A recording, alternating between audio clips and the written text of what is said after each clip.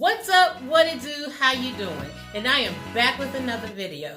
Today, E&E family, I'm going to show you how to make chicken and biscuit sandwiches. Don't go nowhere. So let's get started. So we're going to start with 3 sticks of butter. And these have been sitting in the freezer until they get firm. I actually let mine get hard, super hard, and that's okay. If it does, the colder your ingredients are when you're making biscuits, the flakier your biscuits are going to turn out. So I just did a rough chop on them since they're going in the food processor. You can definitely do this by hand if you have like a, what is it called? Like a pastry cutter. You can do it by hand. I just find this a little easier to add all of my ingredients into a food processor and let it work that way. So we've got all our butter in here. And then what I like to do before we add anything else to our butter, I like to let it pulse to try to get cut down the size of the butter that we have. So I'm going to pulse this for just a few seconds. Not over pulse because you don't want it to turn back soft or whatever. Just a quick pulse.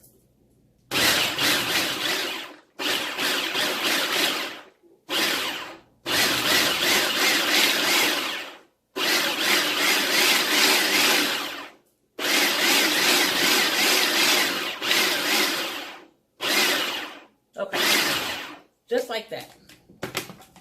That's perfect. Okay. To that, we're going to add our dry ingredients. And in this bowl, I have 3 cups of flour. I have a tablespoon of baking soda, a tablespoon of white granulated sugar, and a teaspoon of salt. So we're going to gradually add this in. We're going to add a little at a time, pause, add a little bit more. So let's do that. And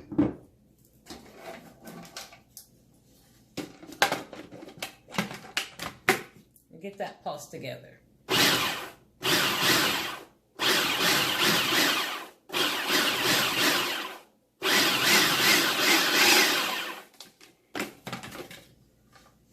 And you want it to resemble like little peas. Your flour will start to come together and look like it's grainy, and that's what you want.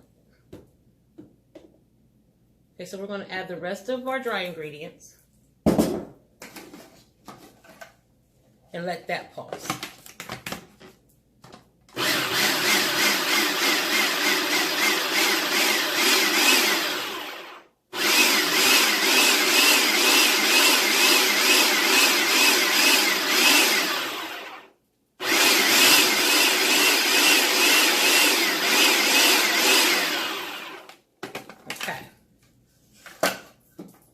So yeah, we got a nice, I don't know if you guys can see that, just probably looks like flour to you guys, but we got a nice consistency there.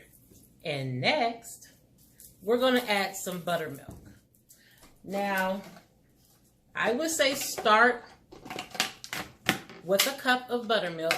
You're going to add this, you're going to pour this in gradually because you don't want your dough to be overly wet with buttermilk. So I'm going to add this gradually and watch for the consistency of my dough. So I'll show you what I mean here in a minute. Let's get our first round added in.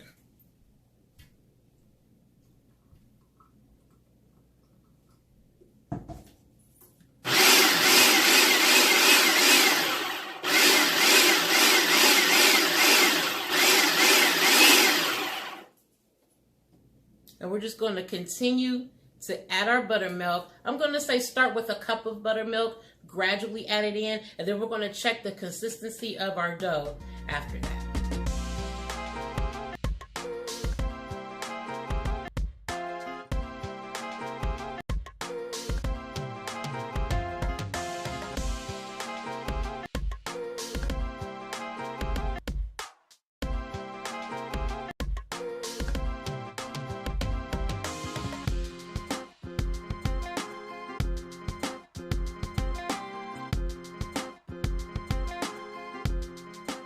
Okay, so you want to mix this together, if you're doing it in a food processor, until it starts to form like a ball. If you're doing it by hand, you'll want to look for the same thing. Okay. So just generously put some flour on your board because this dough is sticky. And we're going to start getting our dough out. If you're working with a food processor, be careful because those blades can be very sharp if you're trying to put your hands down here to get the dough out.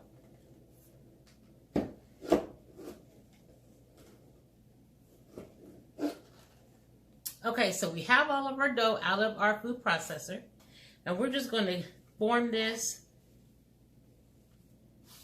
Try to get this into like a disc shape.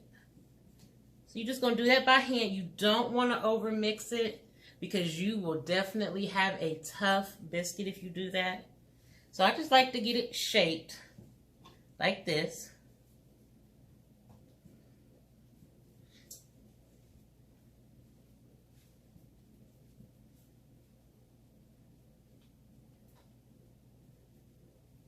Okay, now I'm going to get my rolling pin and I'm going to gently just roll it out just a little. We don't need to roll it out like we're rolling out a pizza dough or anything like that.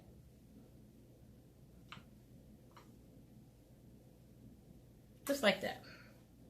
That's good right there. You know, it depends on the thickness that you, however you like your biscuits. If you like your biscuits a little thinner, you definitely can roll this out thinner. But I feel like this is a good consistency right here. Okay, so we rolled it out like that. I'm gonna get my biscuit cutter. Make sure you put a little flour around it. And we're gonna cut out the biscuits.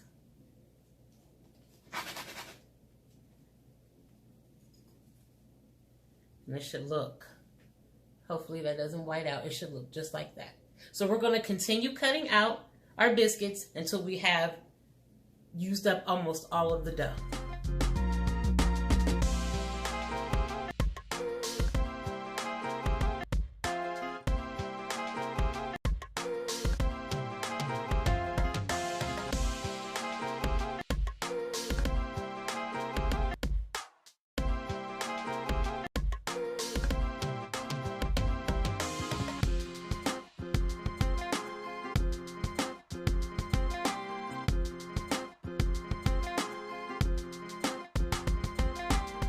We're going to bake them in a 375-degree oven for about 20 minutes or until the tops are golden brown. Next, when we come back, I'm going to show you how to take off the meat off of a chicken breast. Don't want to miss it. Okay, so now let's get started with our chicken breast. And these aren't going to have the skin on. I am, however, going to fry the skin up. I'm just going to cut the skin off. I'm using a fillet knife for this. If you don't have a fillet knife, any sharp knife will really work. So this is what I like to use. So let's get the skin off. And you can, I mean, it would be so much easier just to buy boneless, skinless chicken breast. But this is what I had on hand today, so this is what I'm using. But you definitely can just purchase some boneless, skinless chicken breast. Okay, so we got that off. We're going to save that. Okay, now, there's a lot of bones in this breast. So I like to start it right here. I hope everyone can see it. Right in here. And to cut that meat away. Be very careful with your hands and fingers.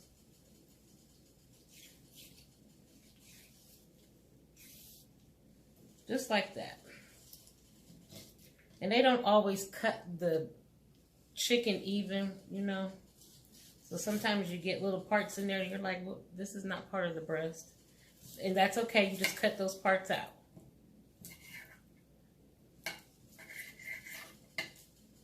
And we have our chicken breast. How simple and easy was that? So if ever you're in a pinch and you don't have boneless, skinless chicken breast, and this is all you have is bone in, you can just cut it off the bone and use it. So simple. And it's easy. So we're going to get these seasoned, and we're going to get over to our pot and fry them up. I know you guys, if you've watched my channel before, you've seen me fry chicken up multiple times. But if you're new to the channel, I want to show you how I do this. Don't go nowhere. Okay.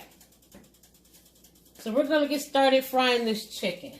I just have a simple egg wash here. It's 3 eggs and a little milk. Season it with some salt and pepper. I seasoned my chicken with some salt and pepper. But all of my seasonings, the tasty seasonings, are always in my flour. Salt, pepper, garlic powder, you know, a little of this, a little of that. I can't give you all my secrets. So we're going to get to dumping these in. So we're just going to dump our chicken in the egg wash like that. Get it coated. Then we're going to dump them into the flour. When you're going to do that, you don't want to overcrowd your pan or your Dutch oven, whatever you're using to fry. You could also do this in the air fryer if you have one.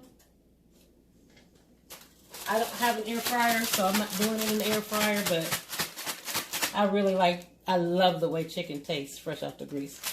So, give it a shake. Like that. And this oil is screaming hot. So, if you're using oil, be careful.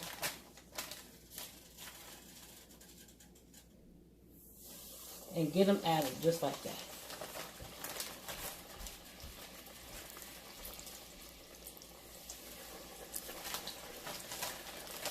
Okay, we're going to get the rest of these coated up. We're going to get everything disinfected because, of course, as you know, when you're dealing with chicken, you want to get everything disinfected with a little bleach water. Then when we come back, we're going to put together these chicken and biscuit sandwiches. Don't go nowhere. And our chicken and biscuits is done. Hope you guys can see that. Look at that. Perfection. Crispy fried chicken. The biscuits are soft and buttery. They will melt in your mouth. Y'all know we about to get a taste of this. Now the top of my biscuit broke when I was taking a picture, but that's okay.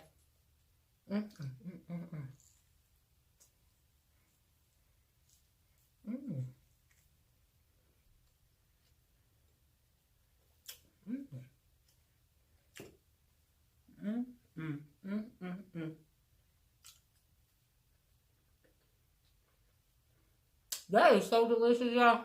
I'm telling you the truth. So good. I put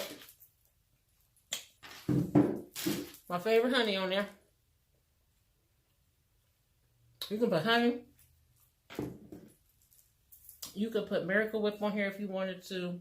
Syrup. So good.